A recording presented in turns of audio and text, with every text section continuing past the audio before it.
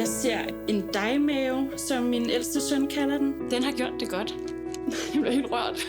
Jeg ser et 10 cm langt ar. Jeg synes, at jeg ser klam ud.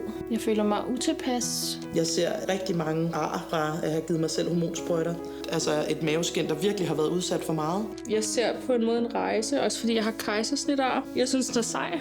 Den har ændret sig siden før jeg blev gravid. Jeg er blevet lidt mere hængende ud over bukserne, men jeg er faktisk overraskende glad for den.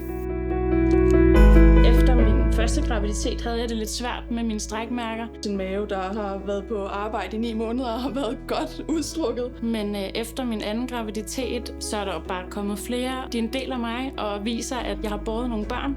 Jeg skal ikke være pinlig over, og jeg lige pludselig har fået hofter og bryster, som jeg aldrig nogensinde har haft før. Så jeg prøver egentlig at own sådan min nye krop. Det er en ny periode, og det er sådan, jeg ser ud nu. Men er totalt på barbund, især som førstegangsfødende, synes jeg. Jeg var ikke sikker på i starten, at jeg overhovedet kunne få børn, så det var rigtig stort for mig, da jeg fandt ud af, at jeg var gravid med min datter. I et graviditetsforløb, der er så meget om graviditeten, at ingen der snakker om, hvad der kommer til at ske efter fødslen. Og så var jeg bare sådan, jeg synes bare, at min krop den er mega sej, og det lærte mig bare at elske min krop på en helt anden måde.